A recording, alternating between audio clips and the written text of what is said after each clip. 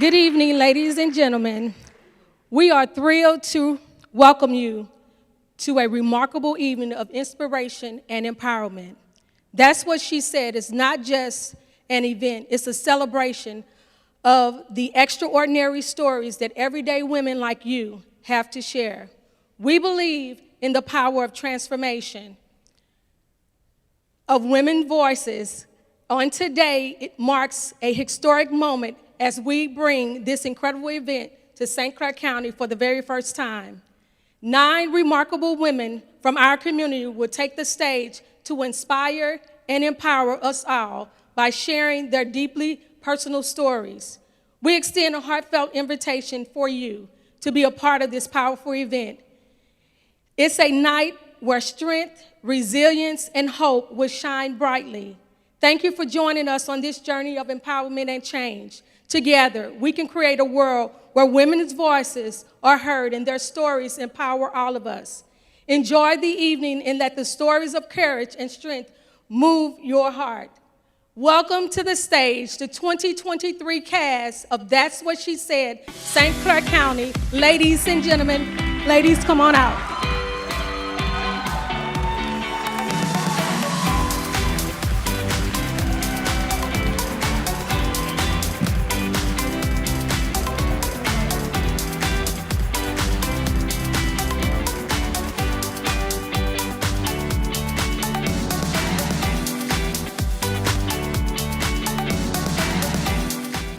How many of you know that who you think you are and who you say you are is exactly who you are?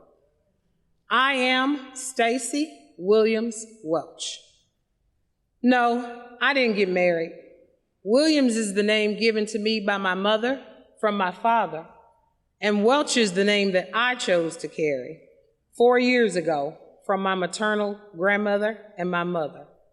I wear the Welch name as a badge of honor. It is my daily reminder to tell me that I am enough and that I have always been enough. I am the mother of 9 beautiful children that God has blessed me with through foster care, birth, and adoption. I would love to stand here and tell you all that parenting is easy. That would be a lie. It is not. It is the hardest thing I've ever willingly signed up for and continue to show up for daily. I show up on purpose because I know that I am a guardian of angels. I want to tell you about all the chapters in my life, but for time's sake, let's hit the highlights in chapter 3 and 5, and then I'll give you a brief summary of some of the other chapters. In chapter 3, I gave birth to my firstborn child, a boy. I named him Austin Alexander. What should have been the happiest time of my life was actually the saddest time. I gave birth to him 5 months into my pregnancy, and he did not survive. In chapter 5, I retired. Early chapter 5, I retired. And I was so excited. I was comfortable with me. I thought things could and would only get better from here. Unfortunately, that wasn't the truth. Partway through chapter 5, my foundation was shaken. My superwoman, my mom, died in front of me. And her death is making me prove not only who I am, but whose I am and what I can do. During this time, I figured out that some things in life, they won't even seem fair. Some things in life actually won't be fair. But fortunately, I still draw strength from my giants like my mom, whose shoulders I'm blessed to stand upon. The chapter 6 me is being built right here in chapter 5. The chapter you're in will give birth to the new you as well. And unfortunately, the hardest chapters of our life produce the strongest versions of us. If I gave you a brief overview on all the other chapters in my life, there have been so many times that I've been made to feel like I wasn't enough, that I didn't measure up. Sometimes I even measure too far above what other people think I can do, and they still want to make me feel inferior. I've been asked so many times to lower myself or to water down who I am at my core to make somebody else feel more comfortable about themselves. Why should I be less than who I'm called to be to make anybody feel better about themselves? I had to come up with a saying. I now say, I am Pepsi. Now, who in their right mind would ask Pepsi to be lemonade? My purpose requires me to be full strength and full of moxie. I still have to speak to the little girl in me, though, sometimes, who needs to be reassured that she's enough. If your little girl needs to hear the speech that I give to my little girl, tell her it's okay right now if she listens. I am truly sorry for all the times that someone told you that you weren't enough. My heart breaks thinking about the times you were being told that you were less than who you really are, and that sank into your spirit. Oh, how I wish I had been there strong enough to tell you that your father, your teacher, your enemy, whoever told you or made you feel like you weren't enough, they lied. Did you hear me, Stacy? They lied. I wish I'd been there to support you and to tell you how special you are, how smart you are, how beautiful you are inside and out. I wish I'd been able to tell you and show you the true vision of yourself that showed you how successful you would be, and to tell you that you can do anything, and I mean anything, that you put your mind to. I wish I'd been there to tell you that your purpose is so big that you were created enough to feel that purpose and even more. You are enough to change the world. You are enough to shift nations. Unfortunately, I wasn't able to tell you because I wasn't strong enough. But I am strong enough now. And I'm telling you now that you are enough. You have always been enough. There has never been a time, and there will never be a time, Stacy, when you will not be enough. Don't ever let anybody water down your moxie. You got this. You always have. Go walk in purpose. Be great and change the world, because you have the heart of a champion, and you were created for such a time as this. The world is waiting on you. Remember, you are exactly who you say you are. And I say that I am one in a long line of world-changing legacy makers. I am the daughter of a powerful, loving God who created the world that I'm blessed to live in. I am the granddaughter of Maureen Welch and the daughter of Marcia Welch. These two phenomenal women raised me with an abundance of love. They never, ever allowed me to be less than who I was called to be. That is why everything I do, and I do mean everything I do, must be in alignment with their legacies. I am Stacy Williams Welch, guardian of angels, woman of honor, world changer, nation shifter, and I am enough. Now, who do you say you are?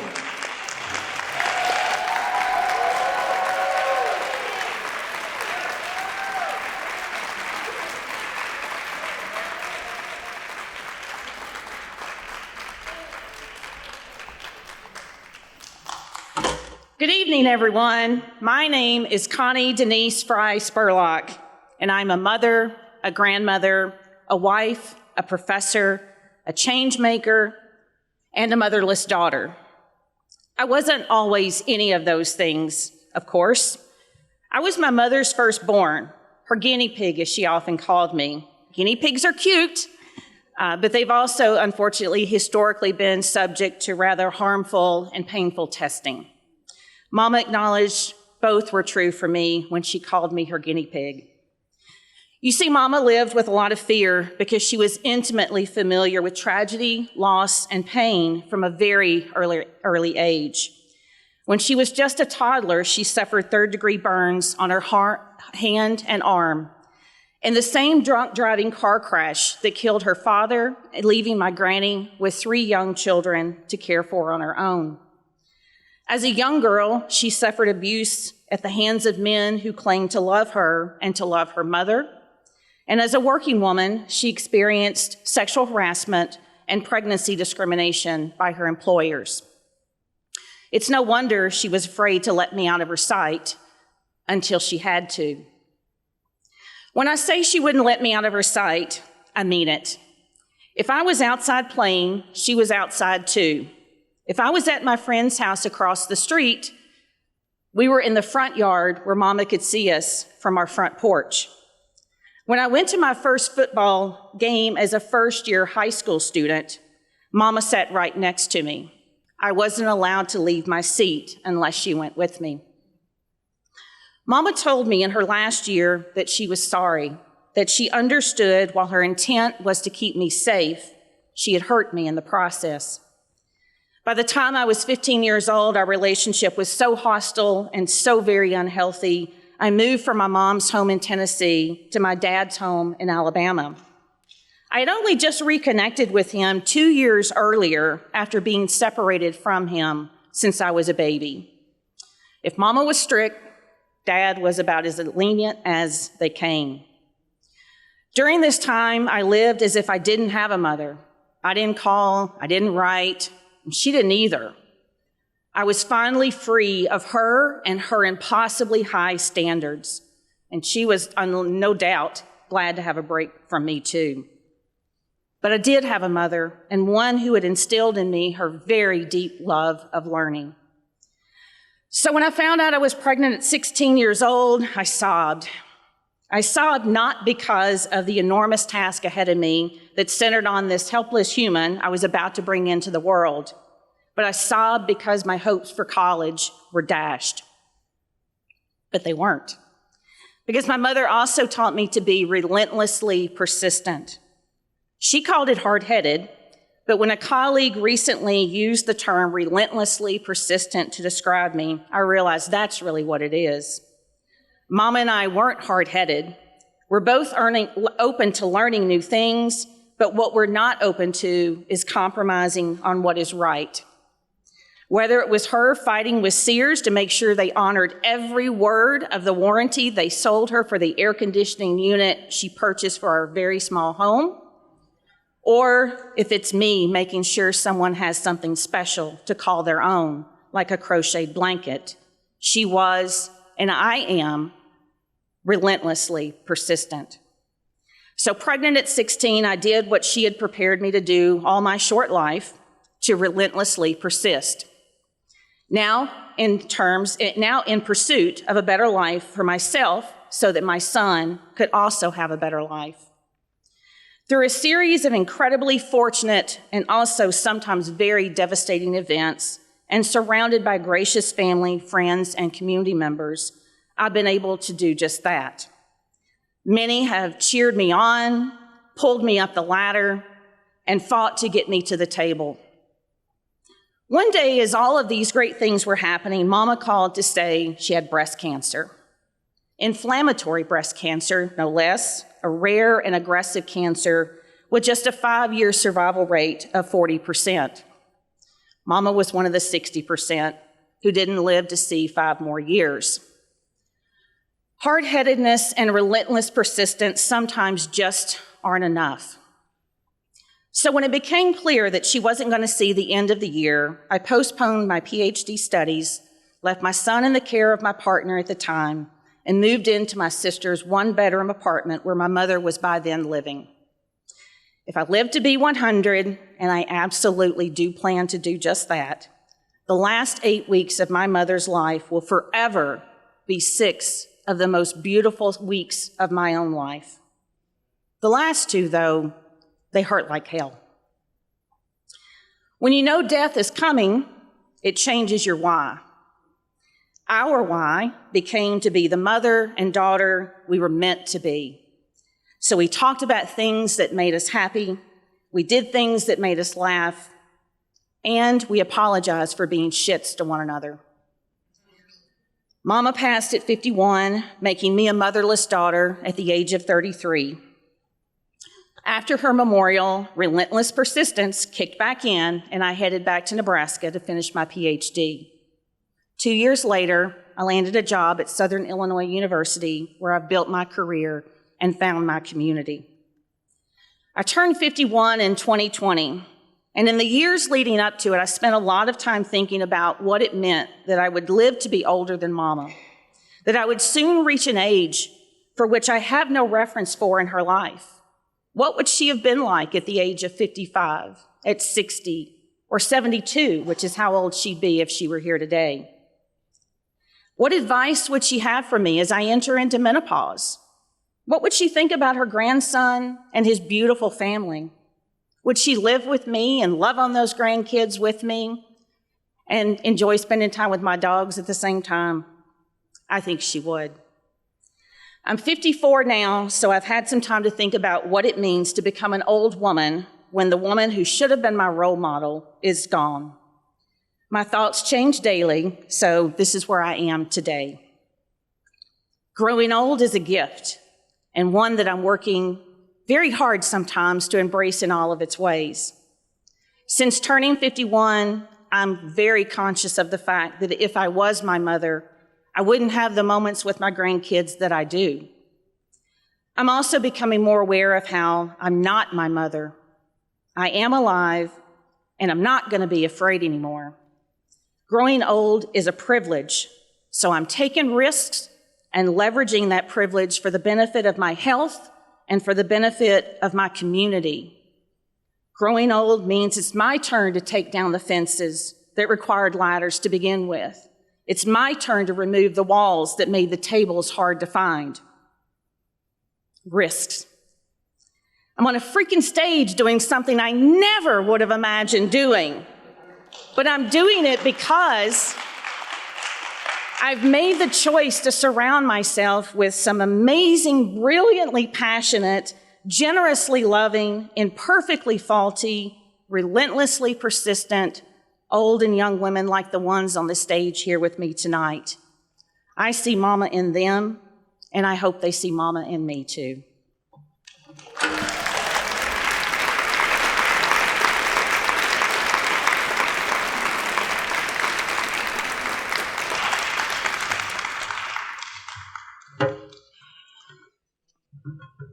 Uh-oh. Y'all showing out already. My name is Jackie Phillips, but I'm affectionately known as JP. This evening, I'm going to share how being my authentic self shaped my life. So, welcome to Still Swagged Out. I'll start with my family. I have 10 siblings. Y'all heard that right. 10 siblings.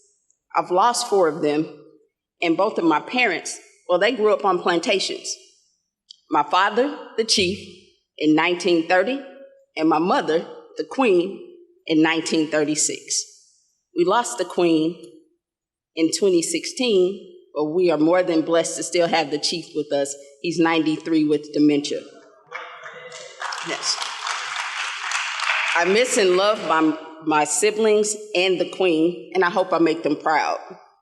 With very little education between them, my parents made sure that the lessons of love, faith, family, and being yourself danced around our home often. They did the very best that they could, and I believe that with my whole heart. I spent a great deal of my childhood in a place called the Cochran Gardens. It was built in 1953 and demolished in 2006. The Cochran wasn't seen as an ideal place for a family, but the Cochran is what I call a junkyard jewel.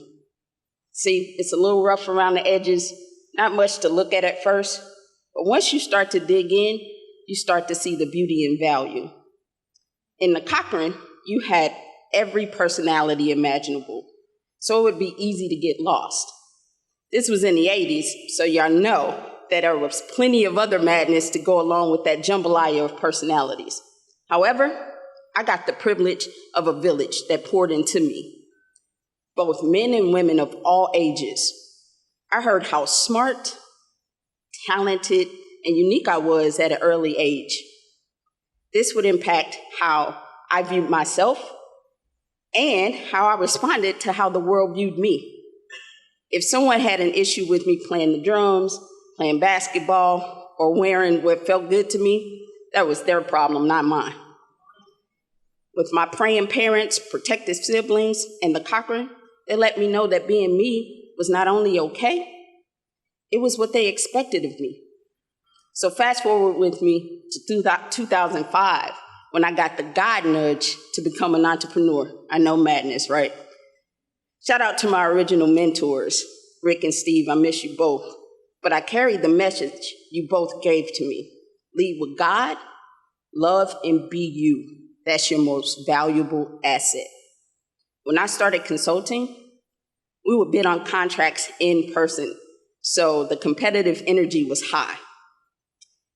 So I didn't realize at the time that me showing up with my locks, my tinted glasses, and by the way, this isn't to look cool, I need these joints to see. And clean, I might add, I show up sharp. I would upset folks. Plus, I'll be honest, I know my shit. And so when I would walk in full of confidence, I would offend. You see, being a Black woman and a lesbian made people make me a target even without knowing my skill set. I dealt with the comments, the crazy looks, and even physical threats. I had one guy throw a chair at me. A whole grown man threw a chair at me because I won a contract over him.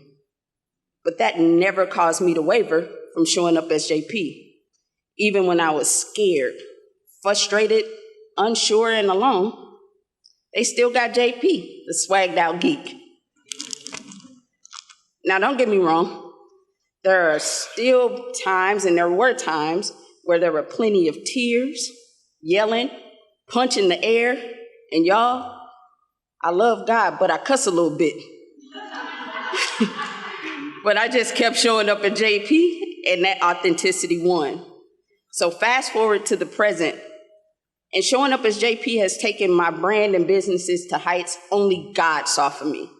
This swagged out geek has served in the U.S. Army with sickle cell, volunteered over 500 hours coaching the youth on entrepreneurship and leadership. I built a recruiting firm from a $1,500 investment and sold it for over $3 million. I became the director of team operations for the men's semi-pro basketball team. They've been champions 5 of the last 8 years. I launched a television network with a small team. We have over 3 million views and counting. And those shows are also podcasts with over 300,000 listeners. I serve 2,000 meals weekly with some of my business partners. We've done that for the last 3 years. I've coached several small businesses to win government contracts totaling over $16 million and counting. 2023 isn't done yet. I've coached over 200 people to launch their podcast globally. I've collaborated with Roku, Microsoft, Lenovo, Spotify, VH1, ABC 30, Amazon Fire, and more. Thank you. Thank you so much. And I built a client portfolio that touches all 7 continents. I'm grateful to God, my family, my lady, and my team. Without them, I'd be walking around lost, but still swagged out though. As I prepare to close out, I want to share how I center myself and pull the strength to always be authentic JP. And I pray it resonates with you. So I close my eyes and I take a deep breath and I do a quick scan from head to toe, or should I say from silver to toe. And I thank God for every inch of me. And then I say this affirmation. Today, I decide and declare to be me, full of enthusiasm and full of faith. I am an unstoppable conqueror, protected by God. More of you, Father, less of me. Thank you all with my whole heart for listening. Enjoy the rest of the evening. Many blessings.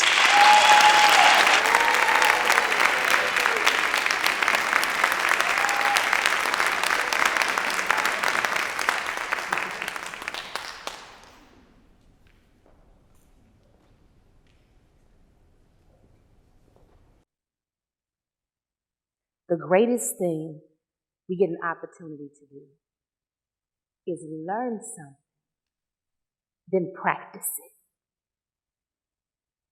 My task this evening is to share with you life after happiness. I was introduced to Christ at an early age by my maternal grandfather. I learned how to have a relationship with Christ. I learned how to set aside myself, quiet time with Him. I learned how to strengthen my communication by communicating and talking to Him each and every day. I learned some promises of His that I would go on to practice throughout my life, through my good, my bad, and my ugly. This gave me an opportunity to trust Him through it all, to bring me peace. I was honored to be wife to a wonderful man for 30 years that I affectionately called my chocolate man. I became mother to two people, my son and my daughter, amazing people, and I loved nurturing them. One day, from out of nowhere, my husband had a stroke. We didn't understand. We were young,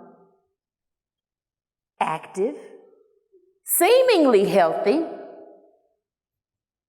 No test showed that there was something wrong. I got an opportunity to put another hat outside of wife and mother. I now get to support my chocolate man back to the best health that he could possibly get to due to the stroke. And thank God, he did. Soon after he did, his health started to decline. Month after month after month after test, nothing showed why he was declining. But right before our eyes, it was happening. One of the team doctors at a visit said, "There's one test we haven't done yet." The results came in. Not only was it the cancer, it was an incurable cancer. We didn't ask the popular question, how much time do we have? We didn't want to know. We didn't want to go each day marking dates off the calendar. We did as we normally did. We celebrated life every day. Then April 2017, my chocolate man got his crown. 2018, almost a year of my chocolate man getting his crown, my daughter had an embolism in her heart and her lungs. Coded 4 times, out 8 minutes each time. The professional said there was no possible way that she would survive. The entire time I was praying to God, Then I finally just blurted out, if you go take her, I don't want her to go through no more of this. But if you want to give me my heart's desire, you will heal, deliver, and restore on this side of heaven. Then someone came from the ER and said, Miss Ralleigh, we got her bag. I looked up and I said, I'm ready. We went on a 4-year journey. And boy, it was a journey.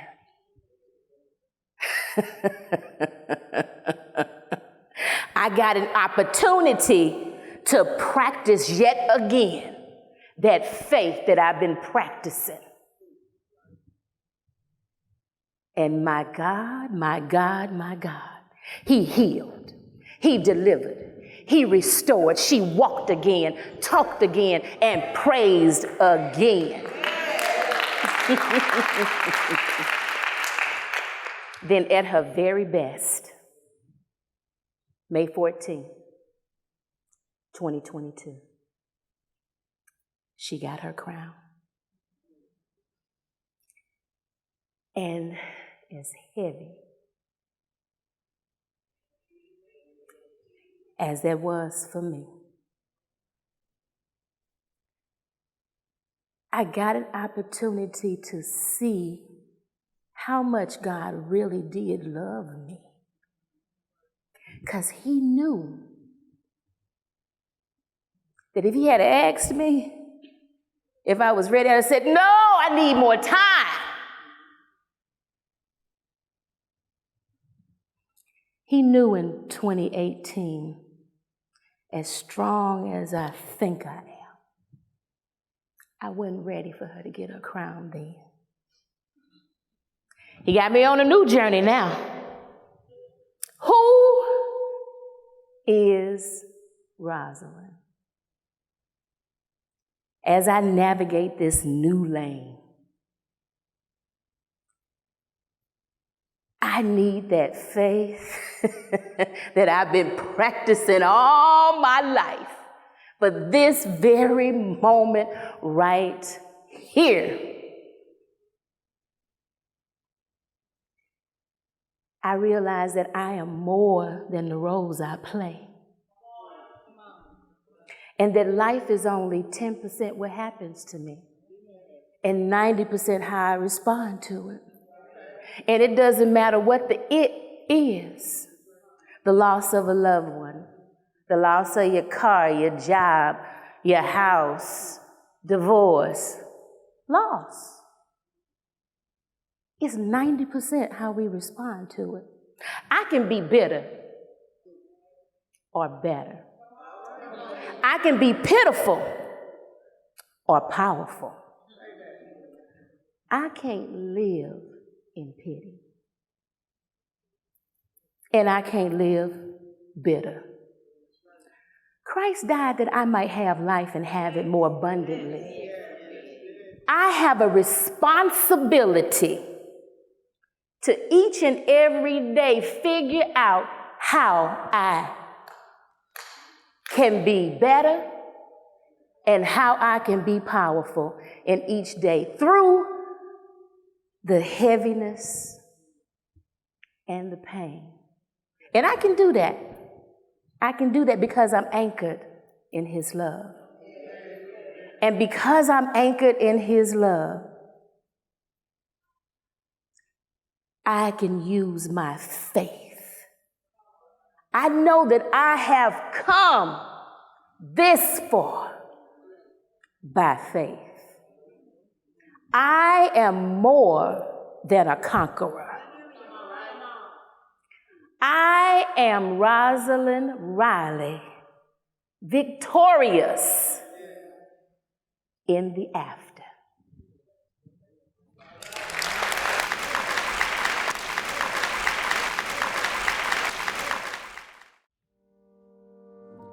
Girl power, they said. What is that? She said, walk with me and I'll take you down a memory lane of the times when we learned from one another the times when we could see each other, the times where she was me and I was her and we was we. Now we're free, living in liberty, accepting us for who we are, knowing our stories change the narrative. Our laughters seek healing. Us gathering together is nothing but grace. That's what she said as she walked away in confidence, knowing who she was. You couldn't tell her nothing, because that's what she said. Here we are on opening night, fearfully and wonderfully made. That's what she said.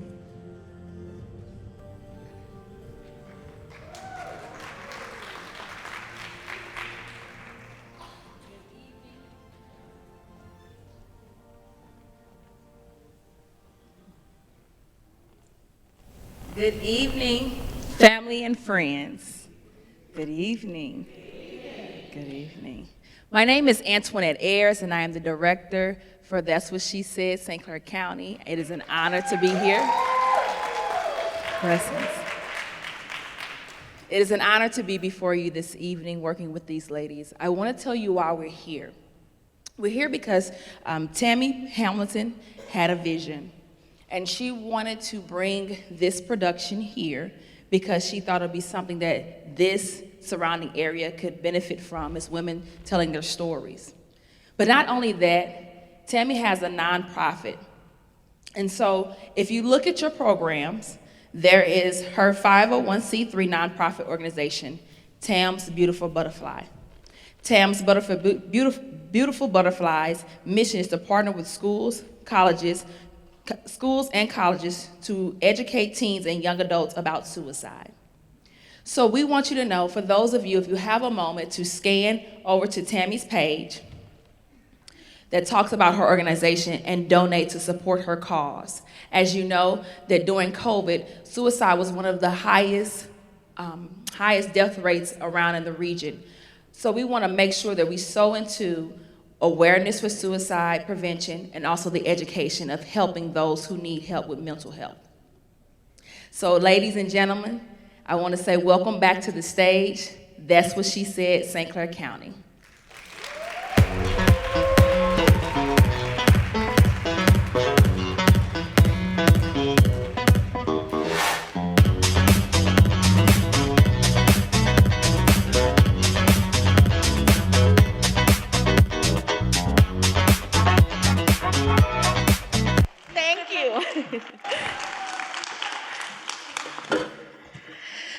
First off, I want to give God the glory and thank Him for the opportunity that I have to be here on this stage with these warrior and conqueror women. It is an honor for me. My name is Elisa Carr, and my story began in Costa Rica, Central America.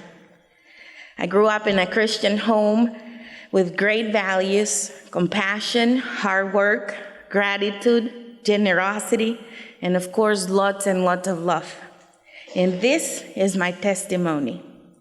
When I was 19, I got married because I wanted my own love story. That story only lasted 3 months. It turned into a big nightmare. He was an American who went to Costa Rica to marry me. After 3 months, he had to come back to the US, but he never went back to Costa Rica because he met someone else who he decided to do his life with. And I was buried in 5 years worth of paperwork to get a divorce. I remember in the process of my divorce, one night I came home and I was just so heartbroken. I laid on the floor and I cried like a baby and I said, God, you know I don't like asking why, but why? Why me? If I was such a good girl, why do I have to go through this? And I just fell asleep. It had been over a year since I was last time in church, and I just felt like I needed to go back. So the day after I prayed, I went back to church, and I sat on the very last pew. And this lady came to me, and she put her hand on my shoulder, and she said, "Can I pray for you?" I just nodded, and I just said yes. She put her hand on me, and she said, "God says the reason why is because he will have you work with other women who have gone through the same pain that you have. Now let's talk about peace. And I remember 2 weeks after that prayer, in that night of that prayer, she said, God opens the windows of heaven, and that's your miracle today. 2 weeks after, I got a call from my lawyer, and he said, hey, they defaulted your divorce. So I was free. I was finally free. 2 years after that, I said, okay, let me give love another try. And I met this man online. We spoke for hours every day. We had so much in common. We read the same books. We both worked with the youth groups from our churches, and we wanted to work full-time in the ministry. It was what I had always wanted. He said, if you were here, I would marry you. So I came to visit. He asked if I would marry him, and I did. We had been married for 1 month, and I asked if I could use his computer to call my parents back home. When I opened his computer, all of his messengers popped up. He had 3 other girlfriends, and he was telling us all the same. If you were here, I would marry you. When I asked him about it, he said, well, I guess I'm not who you thought I was. Now that was a shock. All I could think was how embarrassed my parents were going to be if I got another divorce. I was in a roller coaster of emotions, but I was also determined to make it work. Maybe if I am who he needs me to be, he will fall in love with me. But in the process of being who he needed me to be, I completely lost myself. I didn't realize that I was losing myself. I was doing every little change because I loved him. Changes started very settled. Those heels are too high, so no more heels for me. You shouldn't wear that much makeup. Okay, no more makeup for me. Can you put your headphones on when you listen to your music? I'm just not gonna listen to music. I'll cash your paychecks. You work and I'll be a stay-at-home dad. Everything I did was not acceptable, and I needed to get used to the fact that that's not you anymore. You're in America now. I got pregnant 6 months after we got married.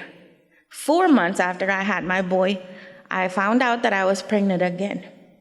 My babies did give me the oomph to realize that this is not how I want to live. I don't want them to be or learn that surviving was the way to live. I didn't want them to know that as a norm. Understanding abuse for me took a minute. He was not hitting me, so why would it be abuse? It was emotional and mental abuse. I was not allowed to have any friends, and I didn't talk to anyone, but God knew that I needed a friend, so he sent her to me. She was very wise, and she encouraged me to talk to my parents. And I was able to talk to my mom, and she said, Ellie, it is time that I tell your dad. And I know she did. Their love and support has always been there. Distance didn't mean anything. And I do have them here tonight with me. I remember that I called my dad, and I'm a crybaby, so I was crying. And I said, Daddy, when is enough enough? And he said, enough is when you say it's enough.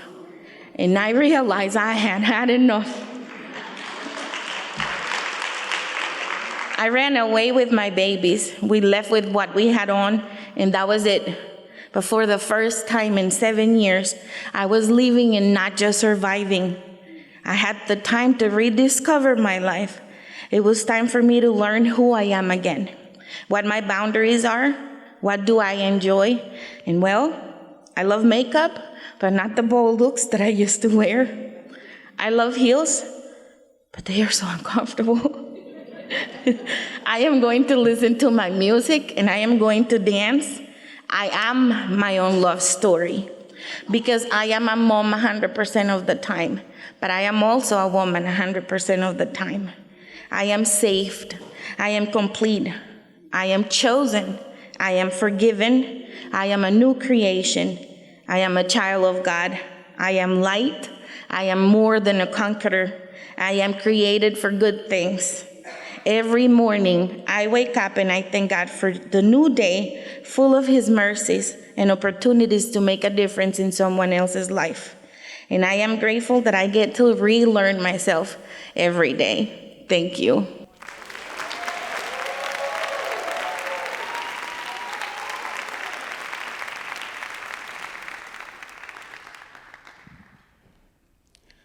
Y'all, I have found the love of my life, and I am head over heels. When I was 27 years old, I was living in Southern California at the time, and I came home to St. Louis to bring my kids for the summer, and my mother said to me, "Why don't you go to your sister's rehearsal?" I guess since she figured I was living in Hollywood and I knew all things Hollywood. "Go to their model rehearsal and make sure it's legit." I said, "Okay, no problem, I'll go pick them up." As I'm walking down the hall, I hear this heavy, Barry White tone voice say, "One more time." And I'm thinking to myself, Hoppo, who is this man? I walk down to the hall and I'm standing in the door patiently waiting for rehearsal to end, and I hear the voice again say, "One more time."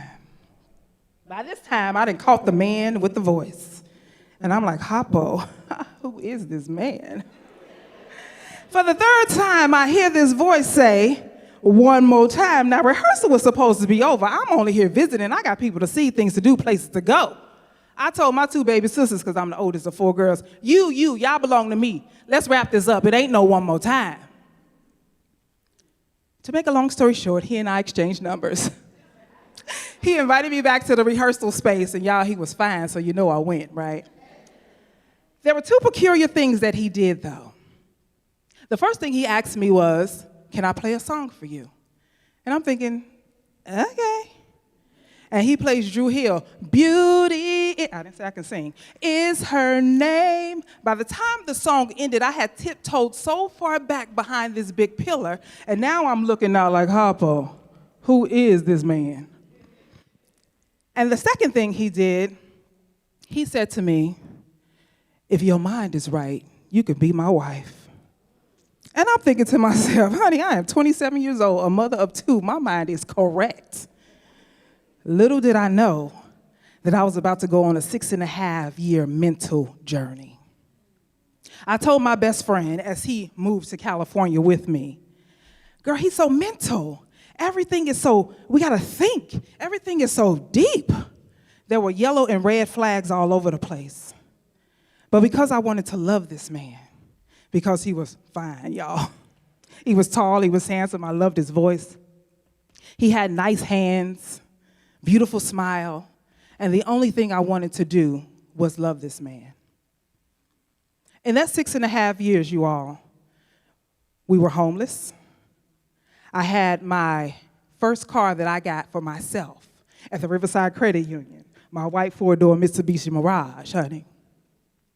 And I found myself sitting in that car, and that Drew Hill song turned into Mary J. Blige's "No More Drama in My Life." I didn't say I could sing. But what I knew was that something had to be different. We moved back home to St. Louis, and in that 6.5 years, y'all, we was married for one. We moved back home to St. Louis, and we got a divorce. My car got repossessed, and he went his way, and I went mine. 10 years of not being with this man. We did not see each other. We probably ran into each other over that course of 10 years, maybe 4 times. We were legally divorced. I was living my life, and he was living his. So now, that 27-year-old woman who is now 45 years old, and now I'm a media personality, and I'm at work, I'm at a nightclub, doing my thing, hyping up the crowd. Lo and behold, who do I see? Mr. One More Time, AKA my ex-husband. And he was still fine, y'all. I found myself working my way through the crowd, and I tiptoed behind him, and I tapped him on the shoulder, and to his surprise, "Hello." He turns around and says, "Hello." Next thing I know, y'all, it was going down in the DM. Going down in the DM. I get a message from him that says, "Can I have just 2 hours of your time?" He was still fine, so y'all know I went. This time, he gives me the address, and I pull up to a house that he had just purchased.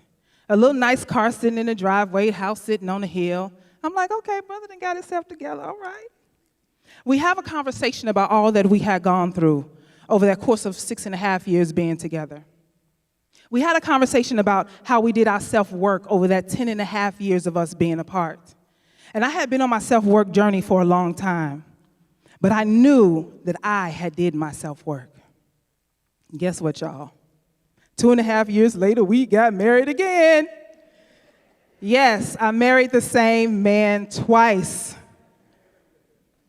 But this time, the yellow and red flags were showing up again. This time, them motherfucker was like, woohoo! Insecurity here! Woohoo!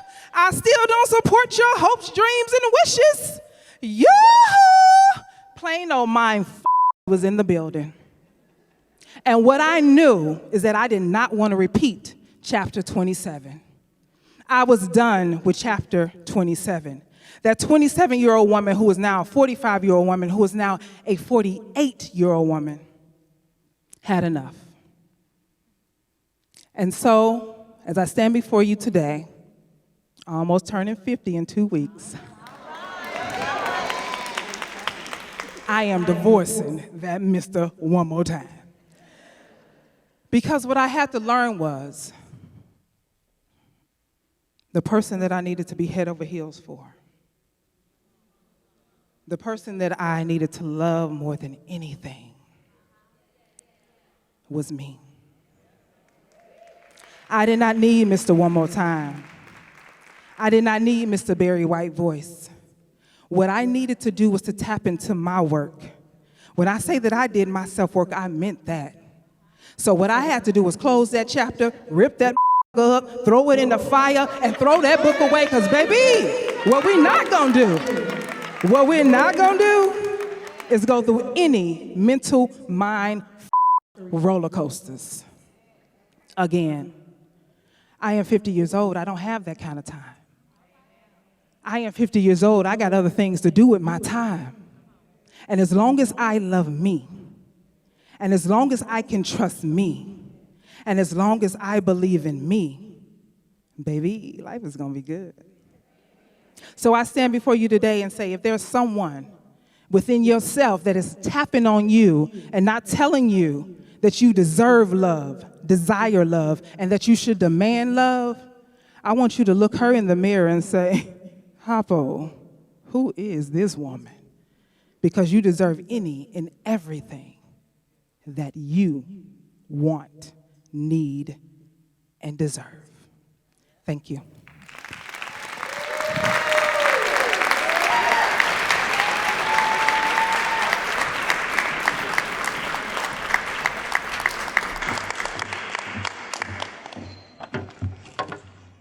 Good evening. I'm going to take you guys back just a little bit. It's 1977. Jimmy Carter was the peanut president. All in the Family and Good Times was on TV. Imagine growing up in a great household, a traditional Christian mom, and having everything that I needed and wanted. There was nothing to complain about. The only thing is my mother wouldn't let me lash out, but I did it anyway.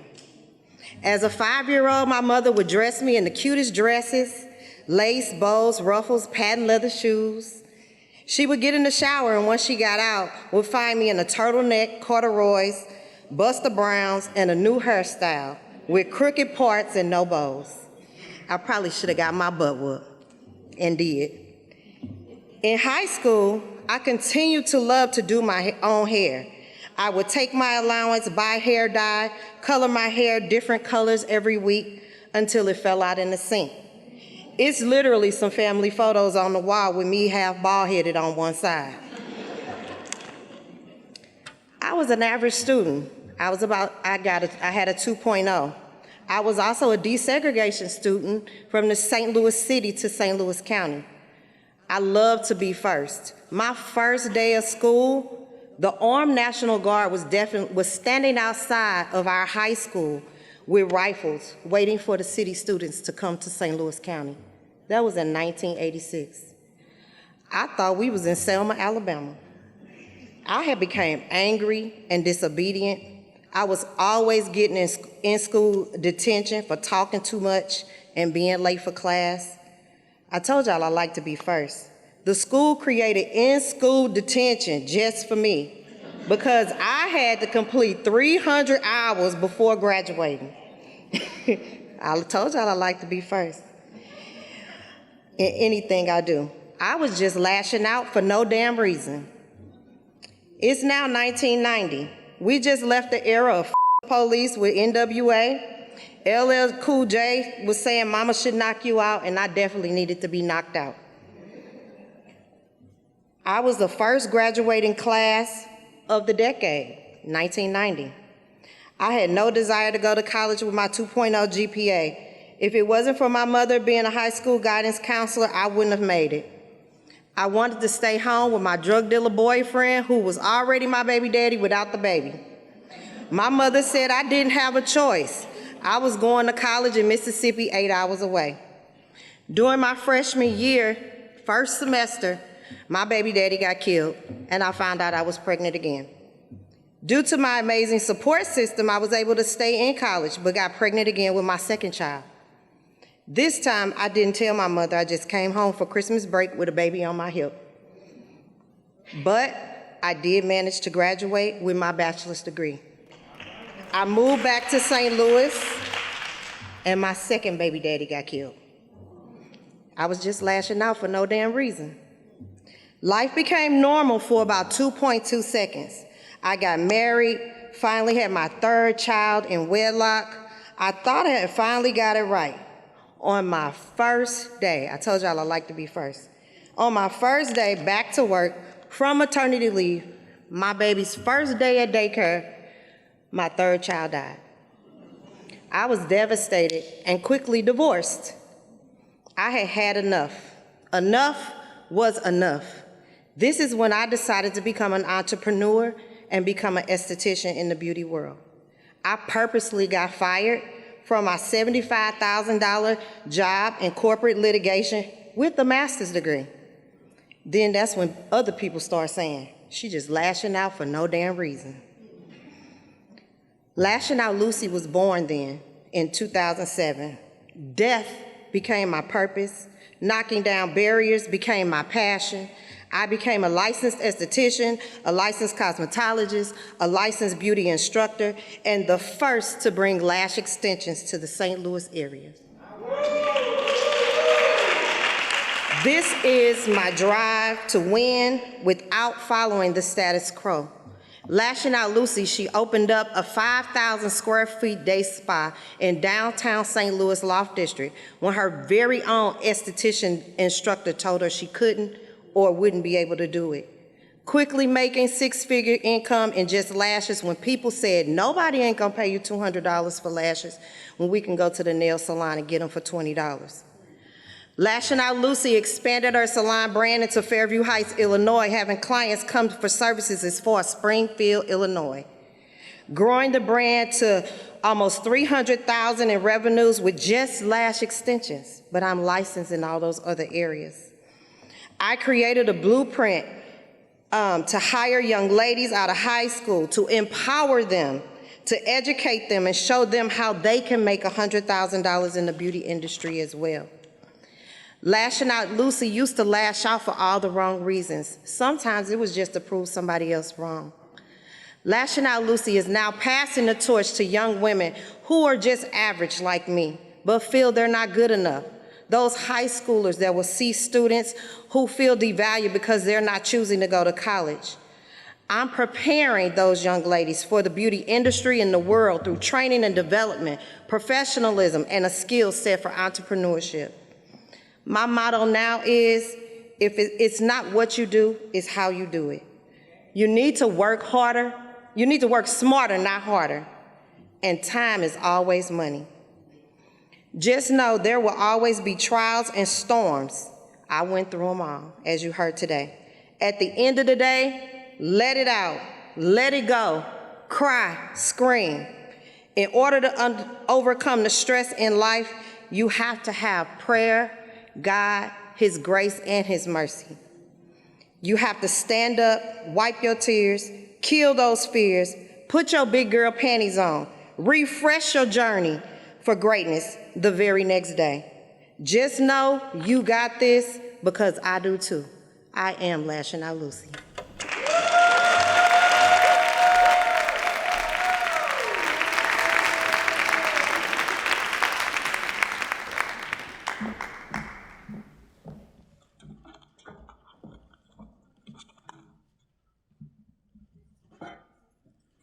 Good evening. I am Marretha Harris. I lost my mom July the 7th of this year, which brings my title to The Last Conversation. When I was left at home on a Sunday morning due to being ill, I was always curious to why I was being raised by my grandmother. So I found this red purse where my grandmother used to keep all her important papers in. And you know, as a child, when you left at home, you tend to ramble and see what's going on because you have that curious mind. Well, I found guardianship papers that said Gladys Williams was given guardianship on July the 25th, 1969 to Marretha Jones.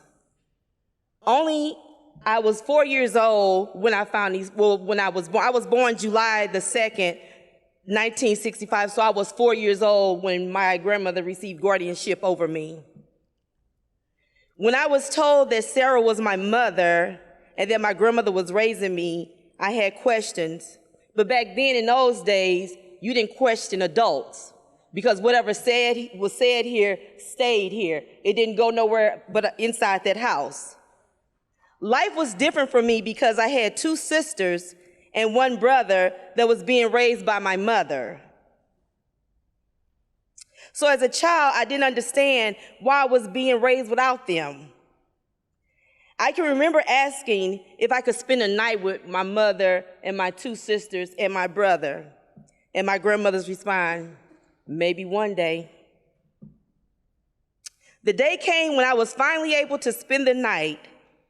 I really didn't know how to act because my grandmother, at my grandmother's house, I didn't have to share anything. So I'm here at this house with my two sisters and my brother, and I didn't feel like I belonged there because I couldn't understand why my siblings lived there and I couldn't and I didn't. My mom was a teen mom, and so was I, but I couldn't understand why I could keep my baby and she didn't keep me. Being a teen mom was very hard for me. I didn't know the first thing about being a mother. The only thing I can remember is about baby dolls. When we had the little creasy dolls, you pull her hair out and curl her hair with your fingers, and that you loved it because that was your favorite toy. But in reality, being a mother is something where you don't get instructions, you don't get directions. It's something that you learn. Again, I couldn't understand why my mom didn't keep me and I kept my baby. I was still in high school, but through the grace of God, I got through it to have another baby after graduating high school. I would go through life and compare myself to my mother. We also had some of the same medical issues, diabetes, high blood pressure. We both struggled with addiction. We both loved to make people happy through our cooking. I can remember when I was living with my mother and she didn't get paid until the next day. And she had a rib in the freezer and some rice. She unthawed that rib, she fried that rib up like how you fry chicken, and she put some gravy and onions on it and made a pot of rice. And that was a meal that I had never had at my grandmother's house, so that's a meal that I cook today, still today. My daughter called me, Mama, can you cook me some ribs, rice, and gravy? But she don't like onions on hers. But that was a good meal, and that's a meal that I will always cherish that my mom made. All we had, my mom took everything that she thought she could and prepared meals for us, as I can remember. I always wanted to hang out with my mom and feel genuinely loved by her. When I tried to hang out with my mom, it would be fun sometimes, but sometimes it wouldn't. Again, I lost my mother on July the 7th, 2023. I was able to speak to her on July the 6th, 2023, just me and her. I shared with her that I felt that she had been mean to me and that she had pushed me away. Then I said to myself, just because she did that, I didn't have to be mean to her and push her away, and I apologized to her for that. Again, she shared that she always loved me because I was her good girl. So still today, I don't know why I was raised by my grandmother. Life will always be a question for me because I had two women who loved me the best way they knew how and with what they had. Two great women that will forever be in my heart. I am not what happened to me. I am what I choose to become. Mom, I hope you hear me.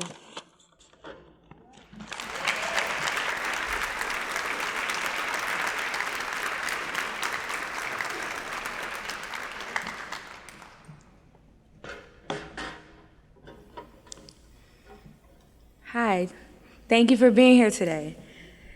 I stand before you not as a perfect person, though for years perfection was the goal, but as a human tapestry woven from the threads of joy, pain, loss, resilience, and triumph. My story is one of transformation, of raising my frequency even when the notes of life seem unbearably discordant. As a young girl, I would find solace within the rim of music. In an era when television was a luxury with limited airings, I would discover the violin, and it would become my refuge, my voice. The sweet resonating notes were the friends who understood me, the pathway to mentors who would guide me, and the sanctuary that would comfort me amidst life's storms. However, the notes of life weren't always harmonious, and at the age of 5, my parents moved us to Kansas City. And from the novice age of 5 until around 12, I experienced sexual abuse from multiple cousins. My family's song continued. The dark period in my life was a cacophony that threatened to drown out my own music. I was a melody scored above broken chords, the broken chords on sustain. A melody they tried to diminish, frequency interference. I was the one who told. 6 months in prison for one of them, and decades of shame and questioning whether or not I had a please rape me sign on my forehead, or maybe my name in the trauma database that read she won't tell for me. Within the music I'd escaped, my melody continued, determined to persevere. Through losing my brother at the age of 14 and discovering that I had a brother at the age of 18 and just realizing that adults be out here just doing shit, y'all. I would go on to college, determined to write a song different than the one that had been written for me. And getting it wrong, girl meets guy, guy makes her feel loved, girl gives him her all, and ends up more broken. Girl gets pregnant, girl doesn't have a baby. Girl suffers quietly to save herself more shame. My melody over broken chords continued, and during my junior year, I would lose my grandmother. And 6 months later, at the start of my senior year, my mother would join her. Grief was seemingly on repeat, living rent-free for years. And during that time, I would become a mother. I remember having my daughter on January 14th and beginning college classes to finish my senior year on January 19th from the hospital bed. The challenges were many, the nights were long, and the sacrifices were great. But every struggle, a note in the symphony of my life, bringing me one step closer to finding my purpose. College graduation marked the beginning of a new cadence. And as I walked across the stage for my daughter, I knew my mom and my grandmother were proud. I decided to start a nonprofit organization, an ambitious dream that led me to relocate to East St. Louis with my daughter. My journey has not been easy, though my management team does a wonderful job making it look so. When I saw home invasion and gunshots, you saw fall festivals and string concerts. When I fought to get my daughter back after letting her dad take her, you saw Teacher of the Year. When I saw homelessness, self-doubt, financial hardship, abandonment, and 7 months away from my daughters, you saw St. Louis Visionary. When I see suicidal idolations, heartbreak, intensive outpatient therapy, daddy issues, you see Humanitarian trips to Kansas City, youth outreach. That's what she said. See, it has been filled with hardships and heartaches, but it has also been a journey of growth and transformation because they can both be true.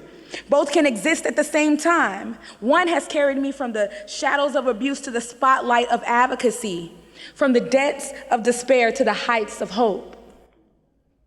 I realized I alone had the power to change my life, to raise my frequency. I could choose to let the hardships define me, or I could choose to rise above them. Through therapy, I am learning to establish boundaries, to value myself and what I bring, to assert my worth.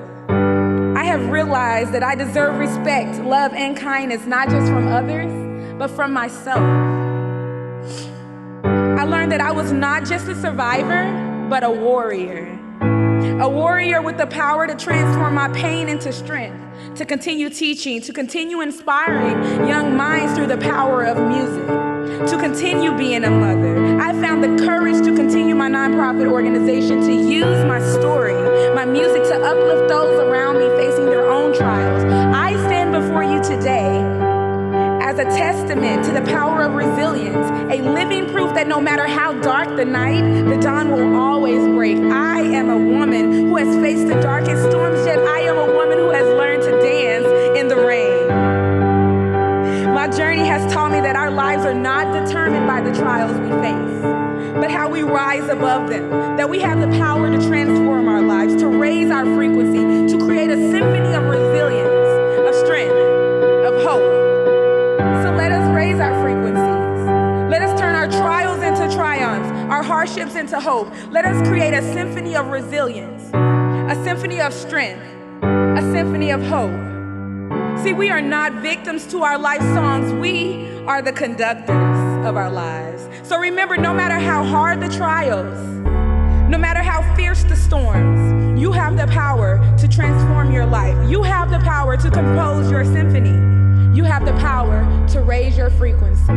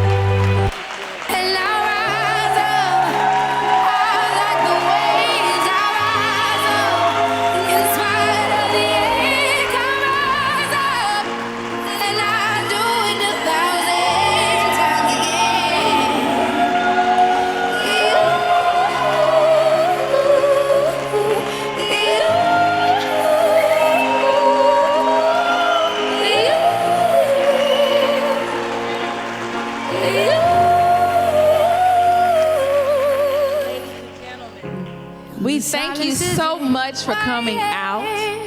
I would like to call out our beautiful cast at this moment. So you can guys get your shout on for the girls right here up on the stage. Didn't they do good? That's good. Yes.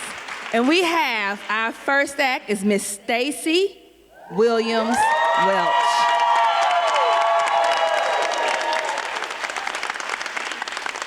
Next we have Miss Connie Frey-Spurlock. Next we have JP CEO Jackie Phillips. Next we have Miss Rosalind-Riley.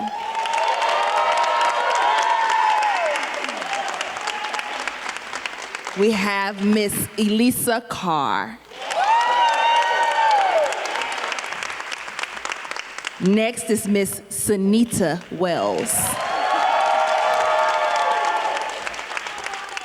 Miss Natalie Harrison.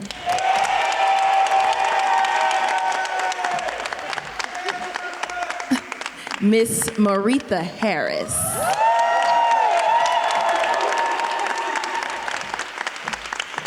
Last but certainly not least, Rosalind-Denise Rogers.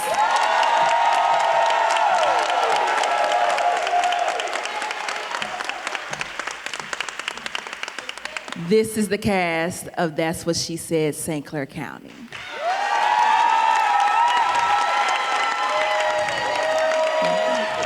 We would like to say thank you all for coming. There is an after party in the lobby, so stay with us and party with us for the after party. But we also want to shout out a woman here in the audience, how we got here. I'm gonna let Tammy take the lead on this one. Yes, I want to bring up Miss Jeanette Jerzyk. She is the woman that I met last year through one of my friends, Cecilia. Are you still here? Yes. Oh, okay, so she's still here. She was in the show last year, and I loved it, and I asked her to introduce me to the woman that started that, was the producer of that event. So Miss Jeanette, I appreciate you. I thank you. She has mentored me, guys. I went and shadowed her last year, and I am so thankful that I got an opportunity to meet her, and she has been showing me the way, and I thank you. So we have the flowers for you, so we appreciate you, and thank you so much.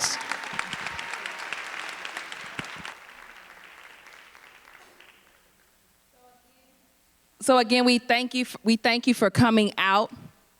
Again, if you look at the programs, please scan the QR codes, follow some of us. Again, we are here tonight because of Tam's beautiful butterfly.